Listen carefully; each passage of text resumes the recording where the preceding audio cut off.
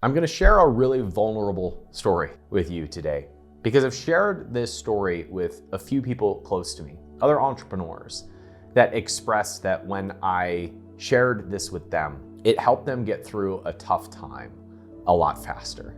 The story goes back a few years ago when I went through a really hard time. I went through a hard time where a few business projects didn't work out. I lost a few $1 million, which hurts, by the way. And I started to doubt myself. And I started to wonder if my successes were lucky breaks. I started to wonder if maybe I wasn't that good at being an entrepreneur. And I wondered if my best days as an entrepreneur were behind me. And as a result of going through that time, I would just call it like a losing record for a while. A slump, if you will, that lasted about 18 months.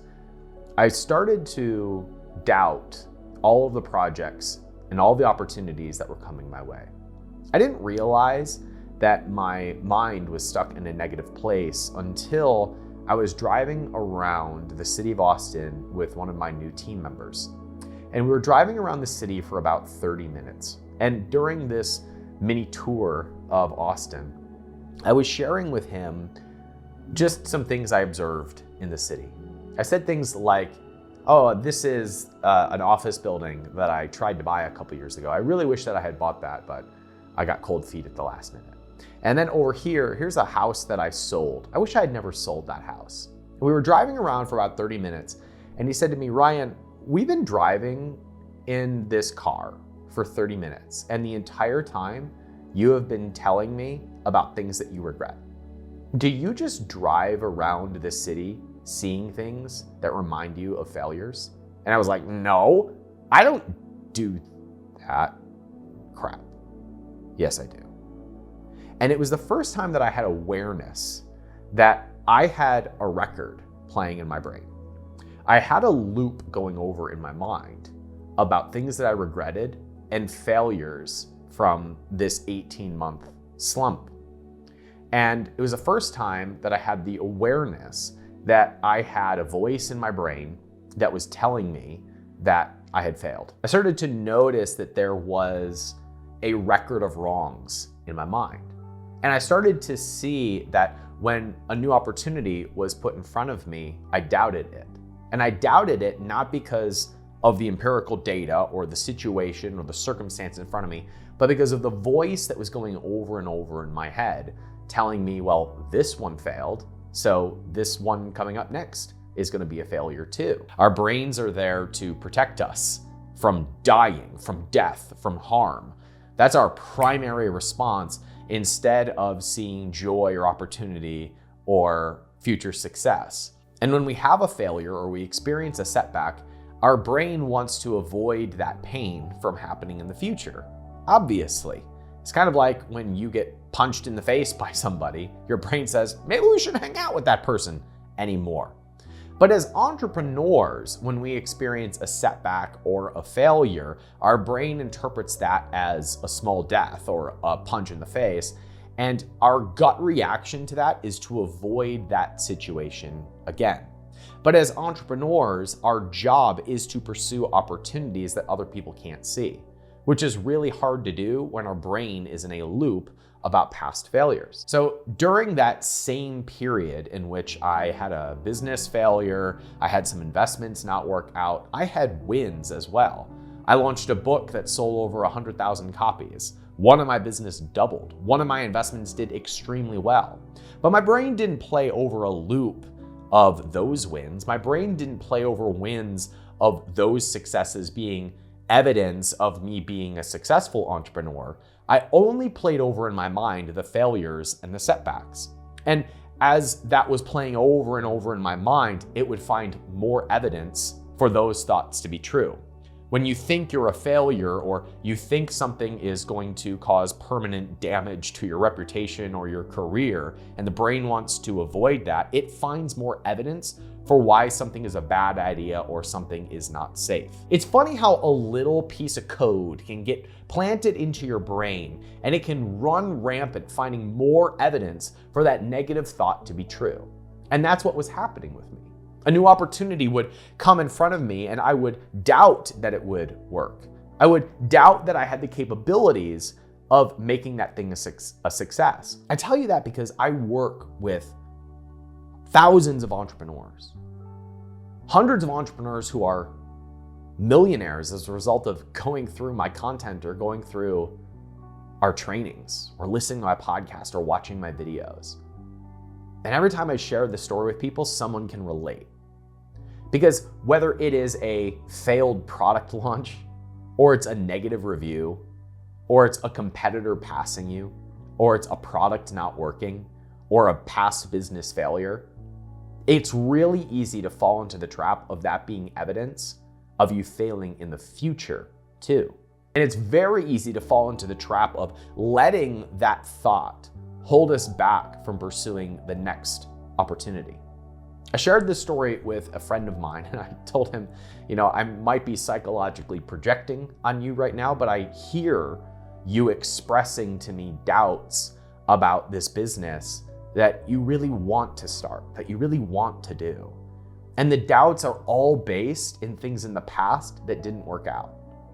He was telling me about a business that he wanted to start, that he felt really passionate about. And every time we would talk about the opportunity for him to move forward, he would reference back to something from 3 or 4 years ago that didn't work out, that had nothing to do with this project. It had nothing to do with the opportunity in front of him. It had nothing to do with the strategy that he was going to implement, but he had a reference point from 3 or 4 years in the past that he used as evidence to doubt the opportunity that was in front of him. I think we've all experienced this to some extent. We've all experienced something that we wanted to do, but immediately upon feeling the excitement of the opportunity, we drowned it out with doubt because we have some unrelated failure in the past that we don't want to repeat because the pain of that failure was so great that we don't want to experience that again. And the interesting thing is that most of us go through life collecting these. We collect this large data of evidence of why we might fail. If you've been trying to start a business or you've been on the path of entrepreneurship, you are inevitably going to experience setbacks and failures. It's part of the process. And if we let those collect and we let them matter about ourselves, if we allow them to say what we're worth or what we're capable of, we will never move forward.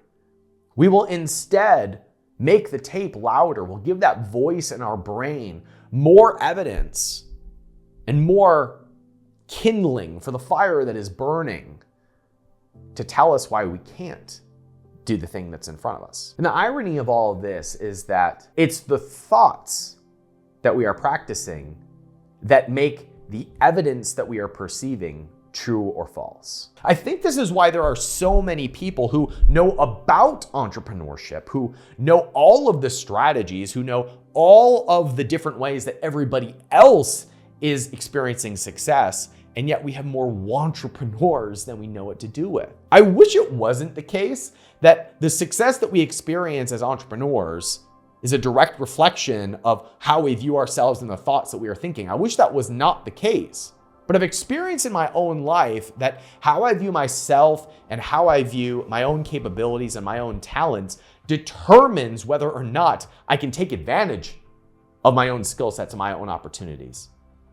And the only way that I was able to get through that time and come out of it the other side, having more confidence and more drive and more optimism, was by recognizing that I was stuck in that loop in the first place. I really wish that I could share with you a very quick hack for getting through this. But the answer through it is a lot more, airy-fairy. And it's that accepting the losses and accepting the failures as just being part of the process and realizing that it has nothing to do with you or how anybody perceives you was my way of getting through it. I once heard it said that in your 20s, you spend your time worried about what other people think about you. In your 30s, you learn not to care what people think about you. And in your 40s, you learn that nobody was thinking about you in the first place. And when I heard that, I wondered if I could get that lesson faster. Could I learn that lesson before I was in my 40s? I'm 34 now, and I've started to learn that nobody's thinking about me. Everybody's thinking about themselves. I don't think about other people. I think about myself. Think about my own failures. Think about my own past regrets. I don't think about others. When somebody that I care about has a big loss in business, I don't care. I don't think less of them. I'm like, all right, next opportunity up. You're going to be fine. And I realized that that's how other people saw me too. In baseball, they say that the best pitchers are the ones with short memories. They're the ones that can go out and forget about the home run that they gave up the game before. They're the ones that can go out and say, it doesn't matter that I just gave up a base hit. I just got to get this guy out. And entrepreneurship is so much like that. We are going to go through days in which we want to quit. We are going to have times when people say things about us that don't feel good. But it is having the short memory and focusing on what is right in front of us that allows us to take the next logical step forward. But when we're playing over in our minds again and again the failures of the past, it is almost impossible for us to take the next step forward. The way we get through these hard times and these ruts is by actually giving ourselves permission to fail.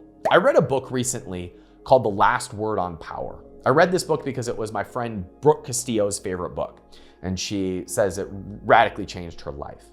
And in this book, the author suggests that when we pick a goal, we first must accept the fact that there's a high likelihood that we will fail, and choose to pursue the goal anyway, even though the failure rate may be high. Because if we recognize that the goal is not the point, but the goal is an anchor point to align our focus to move forward, that's the win. Because if we view life as different when we achieve the goal, then we are in resistance to the experience of life that we are having right now. And the weird irony of entrepreneurship is that most of us get into this game because we don't like our lives today. We're not happy with the amount of money we're making right now. We don't like the job that we are in right now. So we go about the journey of doing something different to change our lives, all the while feeling in resistance to where we are right now in life. And so we are in a constant state of dissatisfaction. That is no place to operate from when we are pursuing a goal. And so the way around that is to say, this is my goal, and I will probably fail on the way, and I might even fail in the goal, but yet this is a worthy goal for me to pursue on a daily basis, regardless of what happens and regardless of what the outcome is.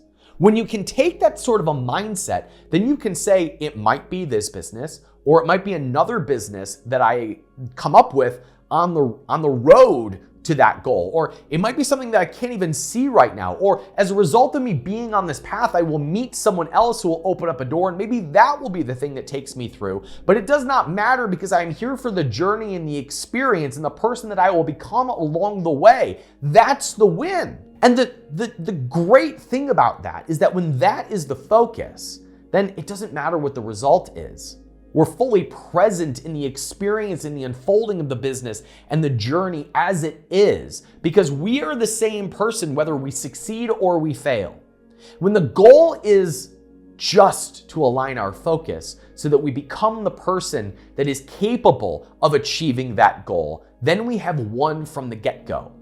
And again, the irony of that is when you can operate from that mindset, the goal becomes inevitable. But only then.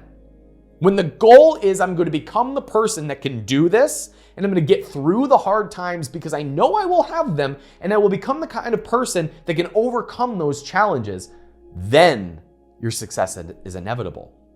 It was only when I became aware of the tape playing over in my mind, and I said, I am willing to accept these losses, and I am willing to say, I accept where I am. And I am now going to move forward with this new set of opportunities. That was the only way that I could move through it. I don't know how to make you have that realization. I don't know how to flip the script and make you turn the page on between what was and what can be, except to remind you that you are closer to what you want than you have ever been. We always are. tomorrow you will be even closer because you will have even more information, even more experience, even more relationships.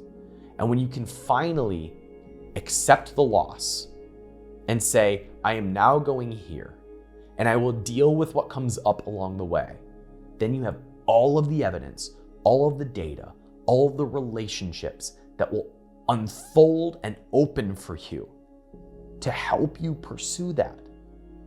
I believe we live in a universe that conspires for our good, for us to accomplish what it is that we want, for us to line up with the goal that we have and to accomplish it. Once we fully accept where we are and believe where we are going, there's no lack of information, there's no lack of relationships, but you have to be willing to see them. And so what I encourage entrepreneurs to do is to start collecting evidence that what they want is possible. Whether that is $1 billion empire or $1 million business or an 8-figure exit or 100,000 followers. If you can start seeing all of the data and the information that you're processing as evidence for it, rather than evidence for your success, that's when you'll win. And that's when you will have the firepower internally to actually do the work required. And the beautiful thing is, when you believe it, the work is no longer a grind. Grinding and hustle is something that we do to overcome the fear of failure and the doubt that we experience. But when you actually believe it, every step forward feels fun because it's evidence that what you want is getting closer. And it can be like that. I hope you get this lesson faster than it took me, because it took me years. And I might need this lesson again in the future. But where I'm at right now is believing again that everything that I want is possible and starting to see doors open that make all of it inevitable. And I wish the same for you. If I can be a resource for you on your journey, I'd consider it a privilege. I hope you decide to subscribe to the channel and leave me a comment below. Thanks for watching. I'm rooting for you.